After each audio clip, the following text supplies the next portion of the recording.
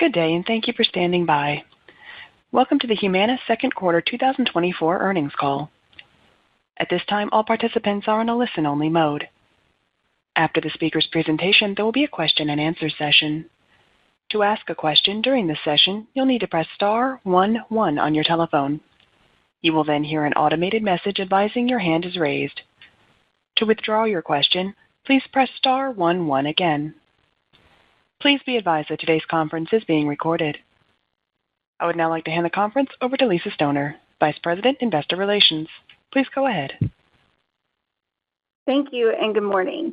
I hope everyone had a chance to review our press release and prepared remarks, as well as the letter from the CEO, all of which are available on our website. We will begin this morning with brief remarks from Jim Rechtin, Humana's President and Chief Executive Officer, followed by a Q&A session with Jim and Susan Diamond, Humana's Chief Financial Officer. Before we begin our discussion, I need to advise call participants of our cautionary statement. Certain of the matters discussed in this conference call are forward-looking and involve a number of risks and uncertainties. Actual results could differ materially. Investors are advised to read the detailed risk factors discussed in our latest Form 10-K, our other filings with the Securities and Exchange Commission, and our second quarter 2024 earnings press release as they relate to forward-looking statements along with other risks discussed in our SEC filings. We undertake no obligation to publicly address or update any forward-looking statements in future filings or communications regarding our business or results. Today's press release, our historical financial news releases, and our filings with the SEC are all also available on our investor relations site. Call participants should note that today's discussion includes financial measures that are not in accordance with generally accepted accounting principles or GAAP. Management's explanation for the use of these non-GAAP measures and reconciliations of GAAP to non-GAAP financial measures are included in today's press release. Any references to earnings per share or EPS made during this conference call refer to diluted earnings per common share. Finally, this call is being recorded for replay purposes. That replay will be available on the investor relations page of Humana's website, humana.com, later today. With that, I'll turn the call over to Jim Rechtin. Thanks, Lisa, and good morning, everyone. Thank you for joining us. Let me start by just saying that it's a privilege to be able to serve as Humana's President and Chief Executive Officer. And I want to say thanks to the Humana Board of Directors for providing me this opportunity. I also just want to say thanks to Bruce for the last 6 months of his mentorship and partnership. It's been really, really great. And I actually look forward to continue to work with him over the next year. So Bruce and our 65,000 teammates have built a great company here, and it's pretty exciting to be a part of it. I shared some thoughts on Humana and the industry and the opportunity ahead in the letter that I posted on our investor relations website this morning. I encourage everyone to take a moment to read the letter. That goes along with our second quarter prepared remarks in the earnings release. I'm not going to repeat what is in the letter, but I do want to hit a couple of themes.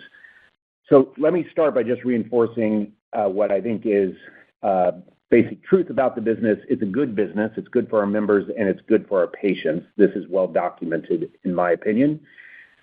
CMS and the federal government, state government, and by extension, even taxpayers are also our customers. I think we need to constantly remind ourselves of that.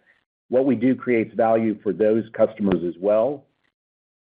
We need a regulatory environment that allows that value to be fully realized, and that requires constant collaboration and adjustment. We need to be a proactive partner with CMS in that process, and we need to do this to make sure that we've got a long-term, stable Medicare and Medicaid program. This is also good for investors, for all of you. And I think you guys know that the sector fundamentals have not meaningfully changed. They're still attractive, and we still have differentiated capabilities to compete in that space.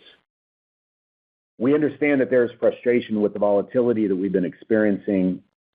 I want you to know that we also acknowledge that right now we are not achieving our full potential. The external environment has certainly been difficult. However, the message that I want to keep driving home is that we need to see the external environment for what it is, its context. We need to shape it to the degree that we can, and we otherwise need to be focused on the things that we control within that context. That's our product, it's our pricing, it's our clinical capabilities, it's admin costs, and it's growing our business. To execute well against the things that we do control, we need to be incredibly focused on operating discipline. We're good at operating discipline, but we need to be reminding ourselves of that day in and day out as the external environment changes. We also can do a better job with multi-year planning in order to deliver consistency and performance over time. We got great teams. We know how to do this. It's simply about maintaining focus on the things that we control, even when the environment around us is shifting. Now, let me turn to second quarter performance. I'm going to give a quick headline. I'm going to give some examples to support that headline, and then I'm going to come back with some implications on our outlook. The headline today is that our second quarter results exceeded expectations. We feel good about where we are at mid-year, but we did experience some medical cost pressure in the quarter. So let me expand on that a little bit. Much of the good news comes from our Medicare business, which is outperforming the expectations that we had at the beginning of the year. Our member growth is better than we expected. We raised our forecast by 75,000 members. That means that we should grow at just over 4% for the year. Our benefit ratio for the quarter was lower than we anticipated. That was driven by claims development and higher than expected revenue, and that was also offset by the higher inpatient costs that I referenced earlier. More specifically, inpatient admissions were higher than we expected in the back half of the second quarter. That pressure has continued into July. For now, we believe that planning for continued pressure within our guidance is the right approach, though we also feel good that this pressure ultimately can be mitigated. We've taken several measures to mitigate that pressure. So, for example, we're continuing to ensure clinical appropriateness of admissions, especially in light of the Two-Midnight Rule. We are enhancing claims audits, and we are negotiating with provider partners to achieve better clinical and contractual alignment. In Medicaid, we're excited about our continued growth through both contract wins and member growth, and we continue to wait for additional RFPs. We have some modest claims pressure in Medicaid, but we do not expect it to impact our full-year results. In CenterWell, primary care is delivering strong clinic and patient growth, and we're confident that we're on track to mitigate V28 as it phases in. Overall, our pharmacy volumes are in line with plan, and we continue to drive lower cost to fill, particularly in our less mature specialty pharmacy business. The home business has generated high single-digit admission growth, and the team continues to improve their cost structure, anticipating continued rate pressure in that space. We continue to make progress managing our admin costs, and we're ahead of plan for the year. Broadly, we are focused on automation. This is in reducing our cost to fill in our pharmacy business, and it's also in lowering member service costs within our insurance segment. I'll give just a few examples of the type of work, actually really good work that our teams are doing. We're seeing an increased Medicare claims auto adjudication rate by about 70 basis points. This does improve the provider experience, and it does also reduce claim processing costs. We've optimized logistics across our specialty pharmacy facility in a way that reduces transit times and also lowers average delivery costs. We've improved our digital enrollment experience. This is leading to higher conversion rates, and again, it's lowering our distribution costs. Finally, we're making good progress on multi-year initiatives. We recently announced a partnership with Google. This will help accelerate our AI efforts. That will, in turn, help reduce costs and improve the consumer experience. We're excited about a recent investment that we made in Health Pilot. Health Pilot uses AI to make the consumer purchasing experience better when shopping for Medicare Advantage. And we just entered into a lease agreement with Walmart that should help accelerate our primary care clinic. The implication as we look forward is that we're reaffirming our full year 2024 adjusted EPS and benefit ratio guidance. This prudently assumes that the higher inpatient costs will continue even as we work to mitigate that pressure. We're looking ahead to 2025. We continue to expansion in adjusted EPS growth as a first step on what will be a multi-year path to a normalized margin. We continue to feel good about our bid assumptions and our product portfolio as we head into AEP. I'm excited about all of the momentum and the opportunity ahead. And so with that, I'll just remind you that we posted the prepared remarks to our investor relations website so that we can spend most of our time on Q&A today, and we will now open up the lines for your questions. Operator, please introduce the first caller. Our first question comes from the line of Ann Hynes with Mizuho. Hi, can you hear me? Yes. Morning, Ann. Oh, hi. Sorry about that. She cut out. So maybe going to the inpatient trends, is it really only the Two-Midnight Rule you're seeing pressure, or are there other areas of pressure that you're seeing? Thanks.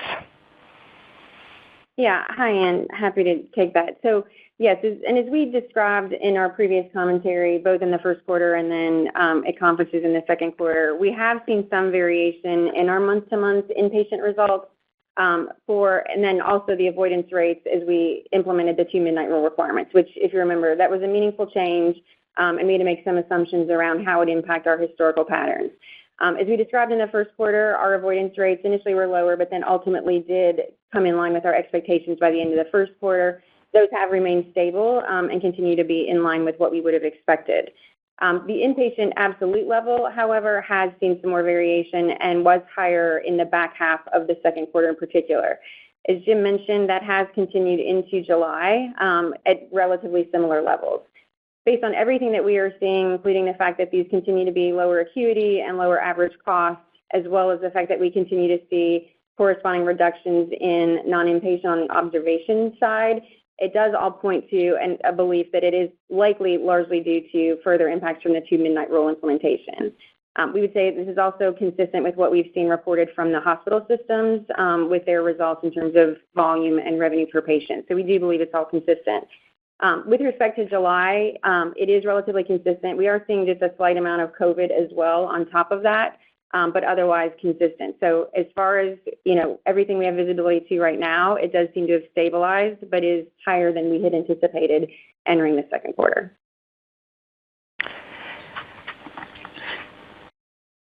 Our next question comes from the line of Sarah James with Cantor Fitzgerald. Thank you. The guidance implies a good step up in second half MLR. Can you speak to how much of that is seasonality versus assumed continuation of the July trend? And is there a way to break out the impact of the increased inpatient in July on the 2Q MLR? Hey, Sarah. Yes. So in terms of the second half MLR, as we said, it does anticipate that the higher inpatient volumes, which are partially offset by lower average unit costs and then those lower observation stays, will continue into the third quarter in the back half of the year. So that is fully accounted for. To your point, there is some workday seasonality that impacts the quarterly progression as well. For the third quarter specifically, it is contributing about 80 basis points to the expectation for the third quarter MLR. So that is accounted for as well. The offset to that is largely in the fourth quarter, where we expect to see favorable workday seasonality relative to last year. I think your second question asked whether the higher July activity impacted second quarter results, which obviously it wouldn't. That would be considered in our third quarter results. Right. Sorry. Is there a way to quantify the July impact on MLR? Thank you. Sorry. No. So I would say, again, the core admission volumes is in line with what we had anticipated based on the second quarter performance. There is a slightly higher amount due to COVID, which, again, I wouldn't say that's overly concerning to us. And given it's clearly COVID-related, we would expect it not to persist for the full balance of the year. But something we'll certainly continue to watch. Our next question comes from the line of Andrew Mok with Barclays. Hi, good morning. Hoping you can give a little bit more color on the MLR progression this year. You're guiding 3Q insurance MLR up about 100 basis points sequentially, but it sounds like you're leaving that assumption relatively flat.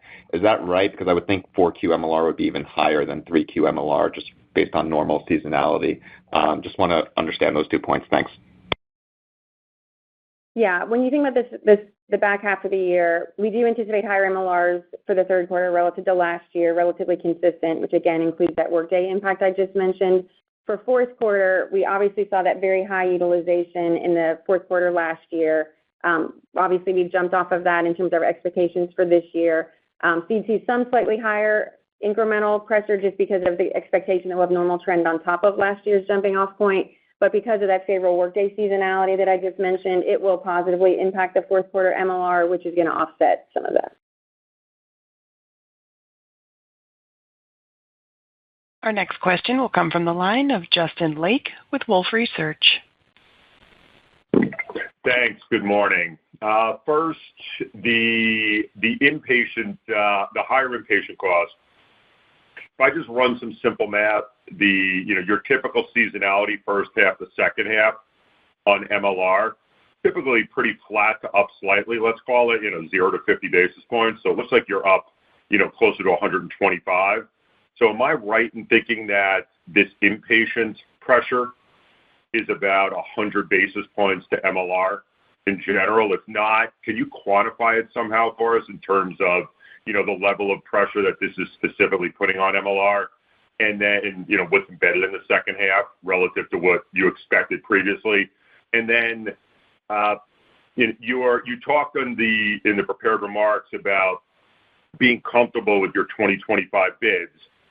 You said this came in the back half of the quarter, so that's second half of May. Those bids are due in the beginning of June. How do you get investors comfortable with the fact that your bids would be able to absorb this type of pressure, given that you didn't see it until right when bids were being submitted? Yeah. Hi, Justin. So in terms of the MLR seasonality, there are some impacts year over year just because we continue to see increasing pressure last year, so it sort of impacted the progression we saw last year. With respect to this year, when you think about first half and second half, there is some favorability in the first half of the year that offsets some of the higher costs that we did see beneficially impacting the benefit ratio. And those are some of which are one-time in nature where they won't run rate. Some are unique to the first quarter or the first half of the year. Typically, things you can think of like prior year claims development, which we've acknowledged has been favorable versus our expectations.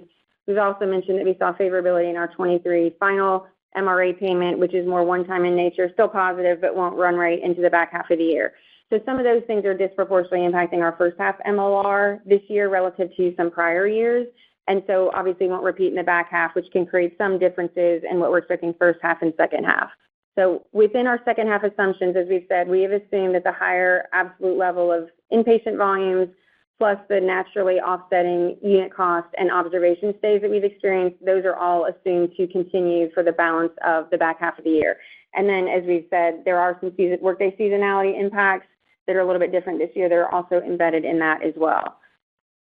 As far as 25 bids, while to your point, we submitted these bids prior to some of the development of this inpatient pressure, so that is not explicitly contemplated in the bids, but we would say some of the offsetting positive news, the higher risk scores in the final MRA payment, as well as the lower inpatient unit cost, the lower observation stays, and some of our other favorable prior year development coming from things like claim cost management and audits were also not contemplated in the bids and so more durable. And so all told, and considering all of those factors, we continue to feel good about the bid assumptions in the aggregate and the ability to deliver the margin and earnings expansion that we had always contemplated. Our next question comes from the line of David Windley with Jefferies. Hi. Thanks for taking my question. I wanted to ask a clarification and then a broader question. The clarification being, Susan, I think you had previously said that Two-Midnight Rule was worth about 50 to 75 basis points in the MLR. I wondered if you could give us an updated number on that. And then the broader question I have is, over multiple years of value creation plan activity, the company's endeavored to, drive efficiency and take cost out. I'm wondering if essentially you've cut the muscle, if you've cut so much cost that your kind of anticipatory mechanisms and ability to react and act quickly on elevated cost activity has been hampered by the depth to which you've cut costs. Thanks. Yeah, David, so I'll take the first question on the Two-Midnight Rule and then hand it off to Jim for your second question. So yes, I think the impact that you referenced was what we anticipated going into the year relative to the Two-Midnight Rule. Obviously, with what we've seen, if the higher inpatient costs are in fact attributable to the Two-Midnight Rule, which again, the information we have would seem to suggest that it generally is, then that would obviously have a higher impact than we had expected. All told, when you consider the positive prior year development as it respects claims and the unit cost and the observation stage, when you take all of that in total, we are able to mitigate a significant portion of that, but not all of it. And so intra-year, the remaining offset is coming from that favorable MRA, which again, we expect to continue, which is why we continue to feel good about the $16 for this year and $25 for next year. But we haven't sized the incremental impact for the Two-Midnight Rule, and I don't have that information sitting here today that I'd be prepared to do that on this call. Yeah, and hey, I can jump in on the cost management question. First of all, it's a good question. It's one of the questions that I was asking and staring at when I first came in here 7 months ago. The short answer is I don't see any evidence that we've done anything that has cut into muscle today. And I think that's the most important thing. Anytime you go through a cost transformation like this, you've got some low-hanging fruit up front, and then you have a lot of harder work that is tied to the things that we talked about earlier, automation, using technology to do process redesign, et cetera. The quick hits you get quickly, and the rest of it takes real planning and investment over multiple years. The company has done a nice job of planting the seeds for that multi-year cost management, and there's more to do. When you think about the nature of this business and what technology can do to take cost out over time, there is still more opportunity. That opportunity is just going to be phased in over multiple years. It's not going to be the big jump that we saw a year and a half ago. Our next question comes from A.J. Rice with UBS. Hi, everybody. Maybe just stepping back, I know, Jim, in your letter, you talk about multi-year opportunity for margin recovery and some of the discussions we'd had with the company earlier in the year.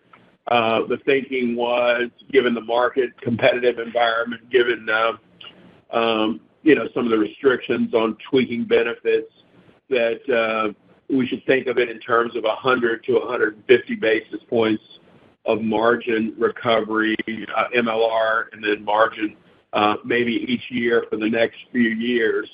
I wonder if you have any updated thoughts on how fast we can see that margin recovery. I know you reiterated long term, you think it could be 3% target. I think that's before investment income.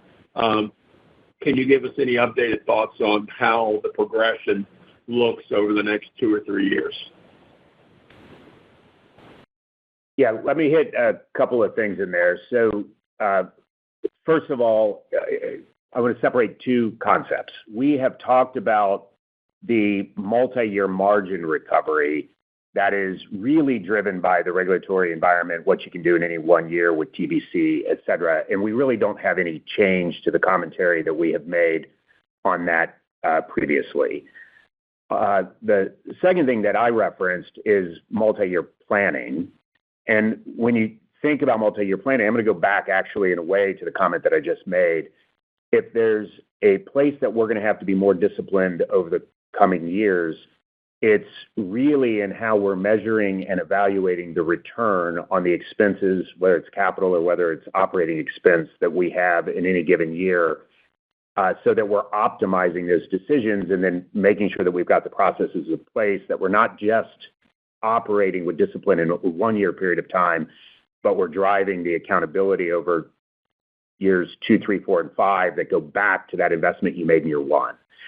That's the place where I think that there's more opportunity. And the benefit of that is just getting to more consistent performance year over year over year over year that is kind of really grounded in how do you optimize shareholder value over multiple years.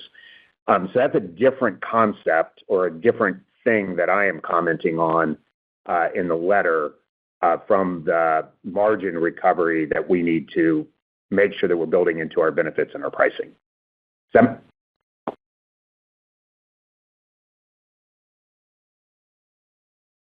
Our next question comes from a line of Kevin Fischbeck with Bank of America.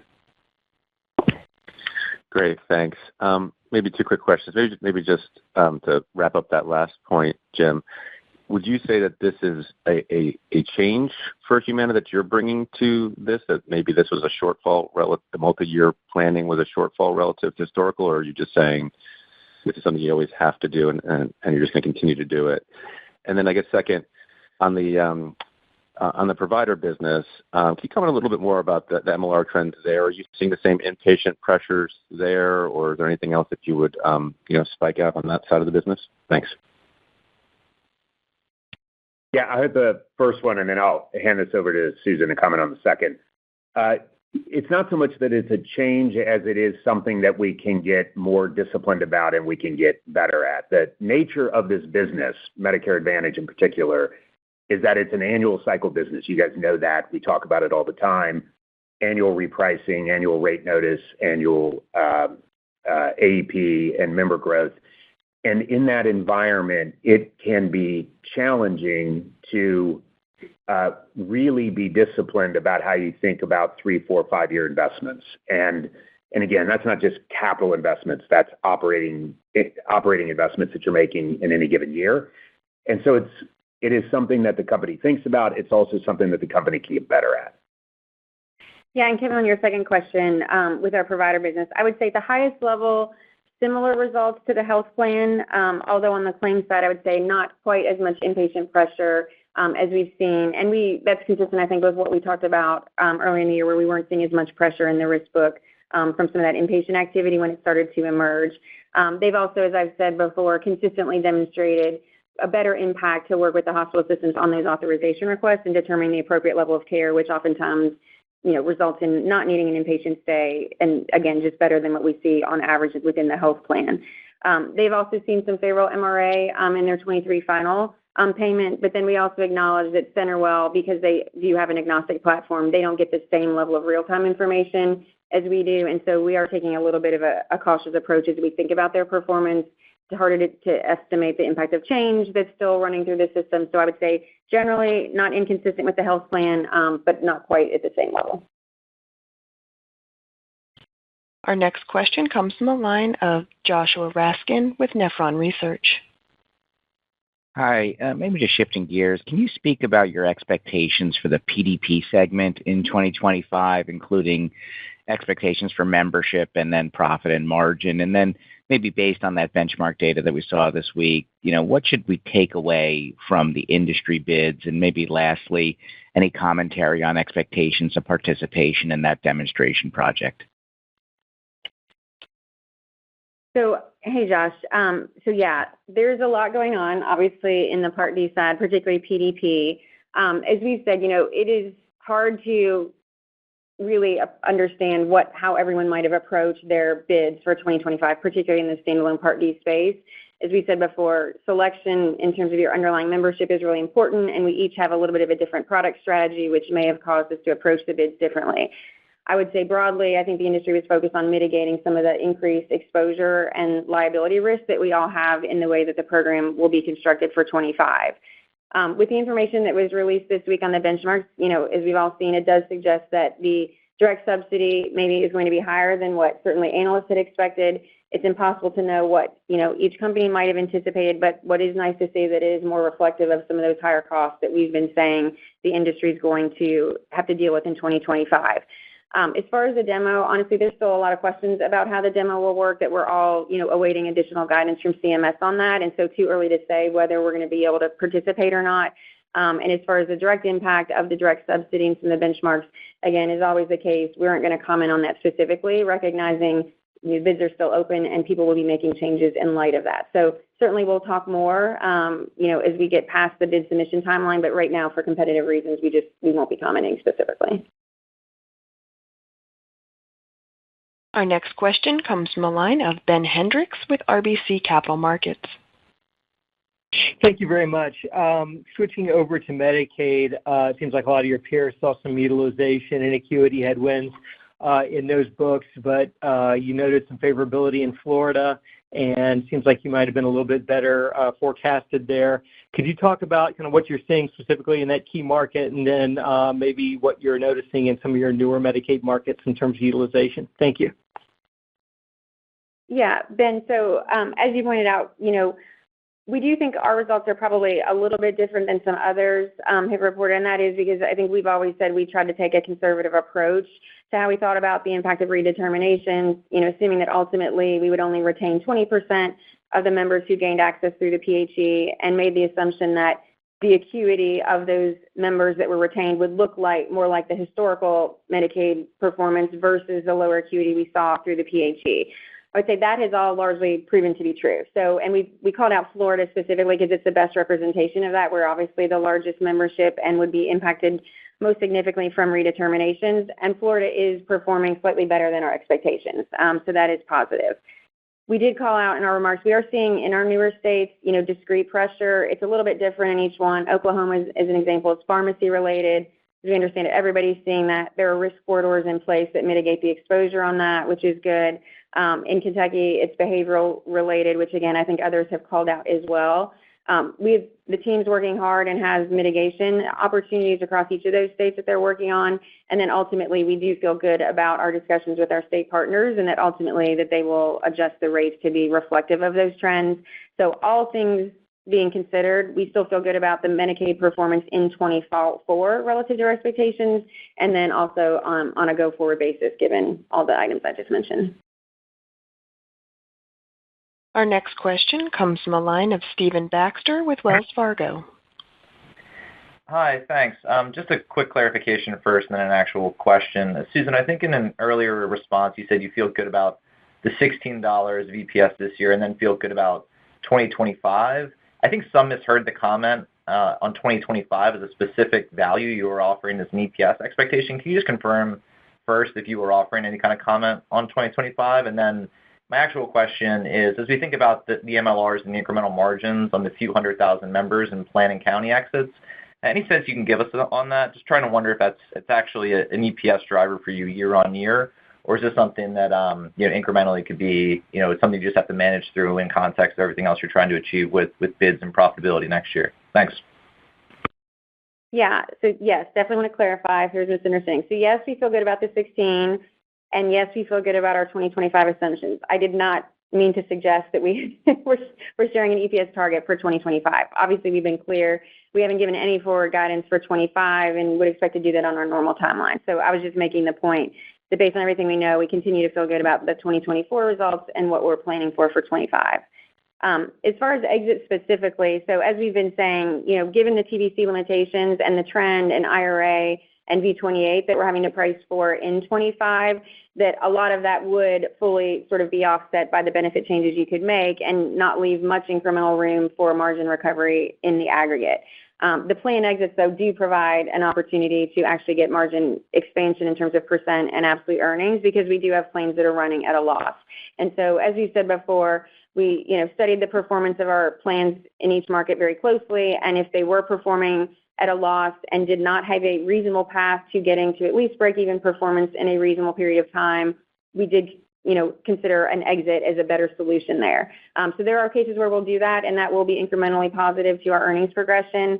But ultimately, as we've said, the absolute level of earnings growth is, very dependent on our ultimate membership change for next year. And in this environment, we've acknowledged there's a wider range of potential outcomes, and so we'll need to see the landscape before we can comment further on member growth and then certainly EPS expectations for next year.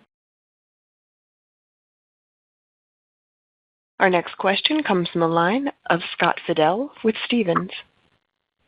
Hi, thanks. Good morning. Was hoping you could maybe just sort of catalog or walk us through the different inputs into the $3 billion raise to the revenue guidance.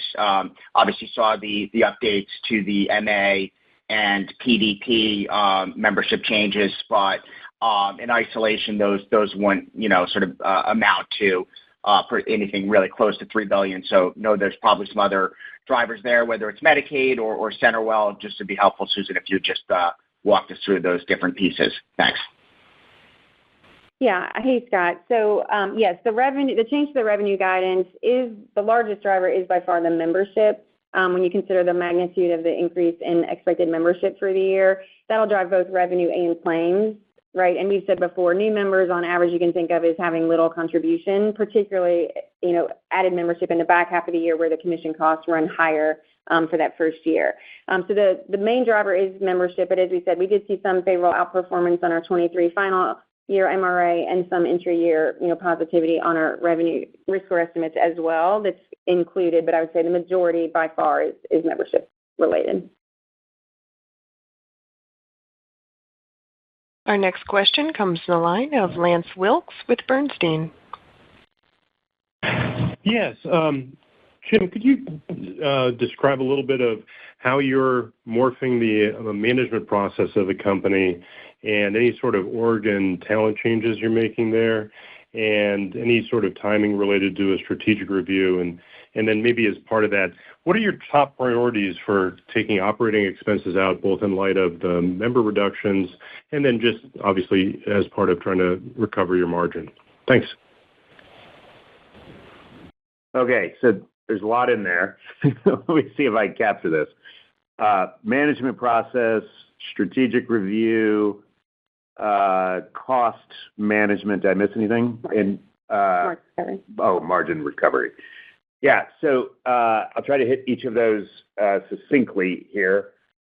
Management process. I think the biggest thing that we're doing around management process is actually what I referred to earlier. It is trying to take up to the next level our discipline of looking out multiple years, how we're measuring performance over multiple years against the investments and the expenses and the things we're doing in any given year, and then how do we make sure that we're driving accountability over those multiple years. I mean, that is the single biggest change. That obviously then dovetails into a strategic review. We're in the midst of that. We're going a little deeper than I think we would in a normal year, largely because I'm new to the team. And we're really trying to use that process to implement those management processes that I just described. So we're in the middle of that process.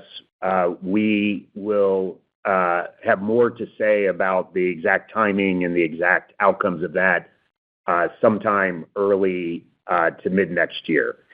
The cost management, there are two different things in there. One is how do we manage variable cost? And so the team actually has good processes around that. Of course, we're tightening them up given the range of membership outcomes that we could have this year. But that is a pretty standard process that you're simply honing, taking variable cost out with membership. And then we are diving deeper and deeper into how do you actually drive real process redesign with automation technology. I'd point back to the partnership we've got with Google around AI, what we're thinking about even in things like distribution costs by being able to drive more efficient digital distribution. All of those things are about driving long-term cost management, which hits both fixed and improves variable over time. And then, did I hit everything? Margin recovery. Oh, margin recovery. I'm going to go back to the same place that we've been on margin recovery. It's going to take, we expect to be at least 3% in our Medicare Advantage business. It's going to take multiple years to get there. That is largely driven by the regulatory environment, TBC, et cetera, and that is based on some basic assumptions, kind of reasonable assumptions about how rate and trend is going to develop over that period of time. We think we'll be back to normal in 2027, back to a normalized margin, and that's what we've communicated in the past, been pretty deep into those numbers, and I feel good about the direction that the team has given. Our next question comes from the line of Michael Ha with Baird. Thank you. Just a quick clarification on OpEx first, then my real question. I know your press release mentioned some of your lower than planned admin expenses were considered timing in nature, but wasn't that also mentioned in 1Q? So are those timing items expected to flip back into third quarter and fourth quarter? And then my real question, coming back to Justin's question on bids, apologies, I may have missed part of the answer, but it sounds like this elevated inpatient utilization was not embedded in 25 bids. So if it were to persist through to 25, and presumably if it is an industry-wide dynamic, then I imagine your relative competitive positioning would in theory be unchanged. But I imagine this would also then impact your own expected MA margin recovery for next year. So all in all, if it were to persist, Wondering if you could discuss how this could incrementally impact your MA margin progression next year versus your prior expectations. Thank you.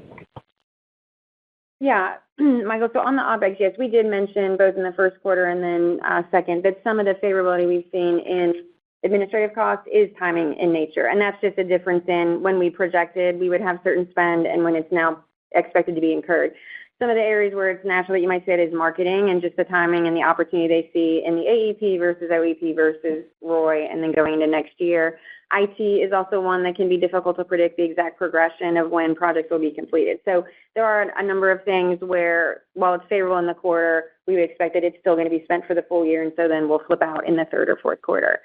On the bids, what we want to try to convey is, we did not anticipate this higher utilization in our bids given when it developed relative to the deadlines for filing those bids. So that will be incremental pressure relative to our discrete medical cost assumptions in the bids. However, we also did not incorporate the lower unit costs, the lower observation stays, nor the higher risk scores that we've seen develop in the first half of the year either. And because those have largely offset, those are expected and also expected to be durable into 25. All considered, we still feel good about the MLR expectations that we have within the collective assumptions in our 2025 bids. So we are at this point, much like we're assuming it'll continue in the back half of the year, we've looked at our 25 assumptions, and if that continues through the duration of 25, with those other offsets, again, we should be back to a similar position as it respects the MLR that we had planned for within our 25 bids. Our next question comes from a line of Jessica Tassan with Piper Sandler. Hi, thanks very much for taking my question. So I wanted to follow up on that. How are the higher than anticipated risk scores that you referred to in the prepared remarks impacting your view of the V28 headwinds in 24 and 25? And is the favorability related to any kind of specific efforts like IHEs, and any reason why it wouldn't compound or effectively double year over year in 2025? Thanks. Yeah, Jessica. So the favorability we saw in the 23 file is primarily related to new members in 2023. And that's where, based on their data enrollment, we just don't have the full claims history in order to know specifically what their subsequent year risk score will be, because we just don't have the benefit of the claim. So that typically, if we do see favorability, is the source of it. And so that's what we've seen. It's largely within, the membership growth was largely concentrated in those LPPO plans. So that's where we've largely seen it. It would have, I would say, the V28 impact is sort of unchanged in terms of our thinking. It's not now on higher membership, but I would say the outperformance on the 23 final MRA doesn't have a literal impact in terms of our V28 thinking, but proportionately, because we have more members, it'll just be accounted for within that. In terms of the outperformance we did see, like I said, because it was related to the new members where we didn't have the full visibility, and that was not contemplated in our 25 bids, with the visibility we now have, we would expect to see that recur into 2025 and, be another mitigant to offset higher inpatient utilization if it also happens to maintain throughout 25. Our next question comes from a line of John Ransom with Raymond James. Hey, good morning. Two kind of super high-level questions. It looks to me like the industry is losing the argument in Washington. You've seen a couple of things that suggest, taxpayers are spending, 13% or so more on Medicare Advantage than they would be on straight Medicare fee-for-service. So I wonder if you think your advocacy efforts are sufficient. And, what is the kind of elevator pitch to a senator as to when he or she asks, is MA a good deal for the taxpayers, apples to apples, because it seems like there's a split question. The second high-level question is, if you just look at your G&A long-term opportunity, incorporating all the tools of AI and everything you have today, what is the kind of floor on how low you think you could drive G&A over, say, the next 5 years? Thank you. Yeah. So DC policy advocacy, how do we make the elevator pitch, and then comment on G&A. Let me just hit the G&A one real quick. That one's a little bit easier. We are working through that, that question among others right now through the strategic review that we're doing, et cetera. We'll have more to say about that next year, early to mid next year, and so I'm going to defer on that question for the moment. On the DC policy, so we've had a lot of conversation about that internally.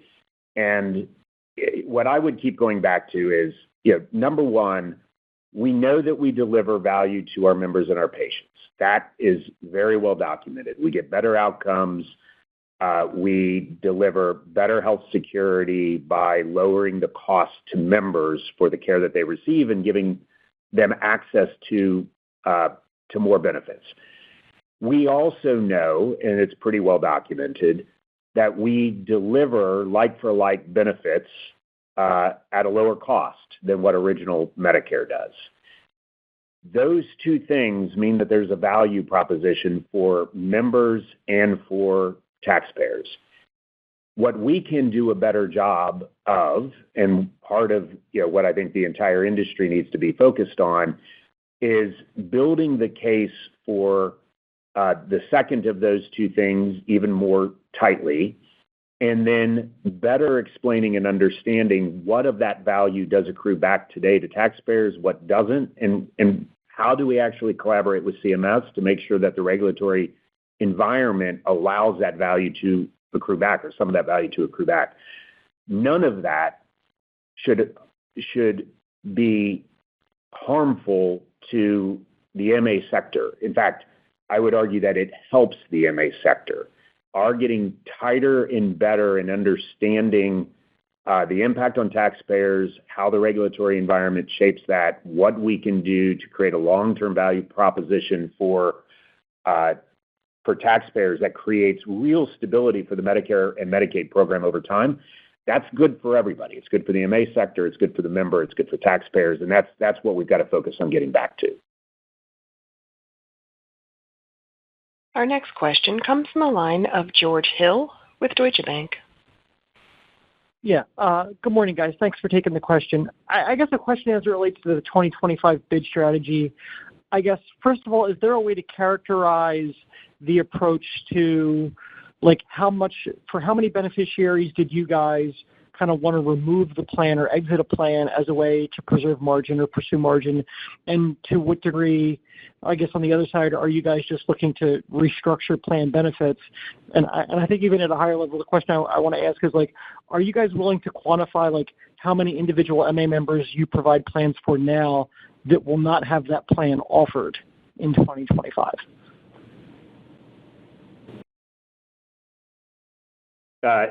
Yeah, let me jump in on this one. So the question, well, some of this is going to be a repeat of things that we've said in the past. So we've got a set of plans that are not profitable, that we don't see a path to making them profitable. We have exited those. That impacts a number of our members. In most cases, and in the vast majority of cases, those members will have access to another Humana plan. So there's very few actual geographies we're fully exiting.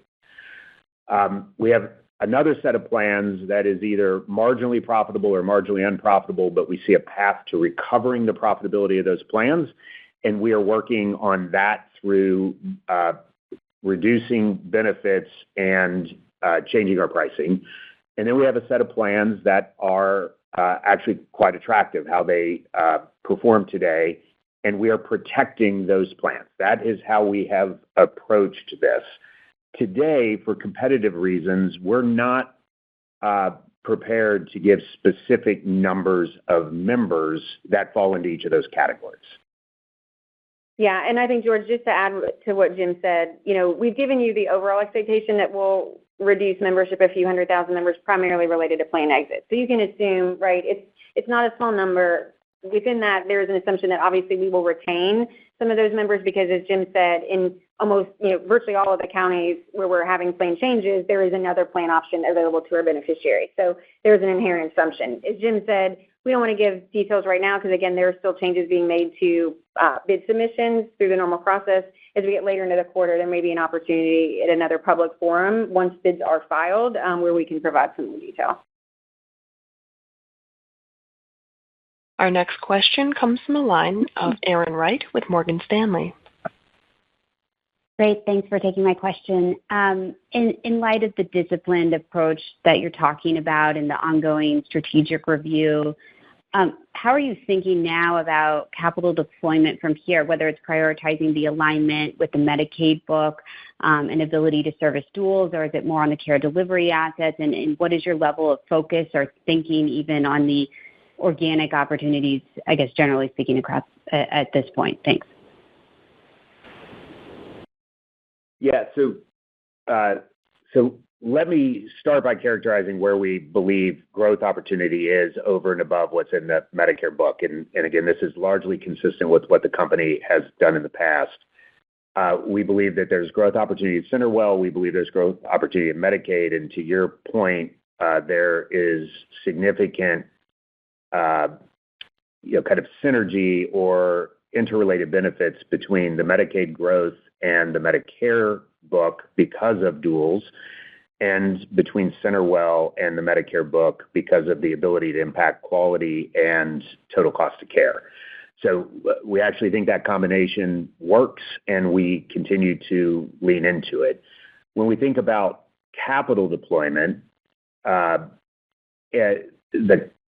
simple rubric that we're kind of staring at is, strategically, does it align with driving lower total cost of care and/or quality?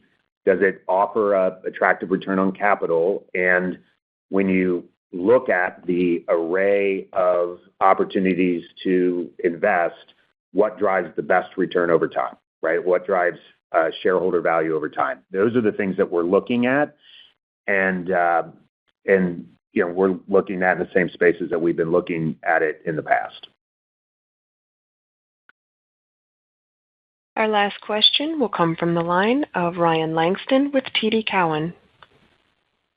Hi, good morning. On the inpatient activity, just in the prepared remarks, you said performing higher levels of appropriateness checks and potential mitigation activities.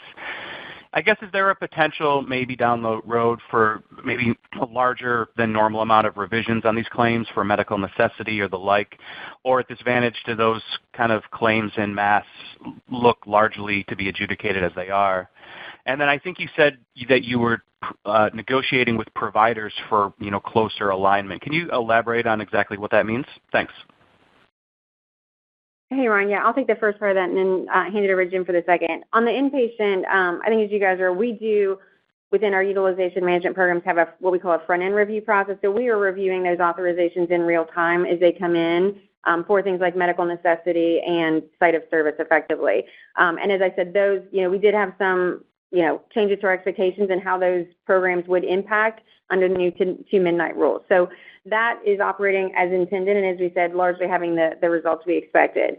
There is also activity that we do after the claim comes in, which we call a post-pay review, where there are some incremental opportunities to just review, again, the more specificity on that claim to make sure it's appropriate. And we get value from both sides of that.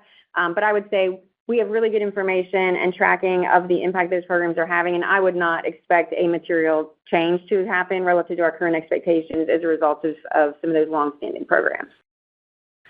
Yeah, and then on the contracting, if you think about the way that contracting works at a high level, you're essentially aligning on a rate, and you're aligning on a set of initiatives or incentives around how to manage appropriate utilization. And we have contracts that align those incentives very well, and we have contracts where there's an opportunity to improve that alignment around utilization and appropriate care. And so we are really looking at the contracts that perform best, and we're trying to figure out how you begin to move more of the network in that direction.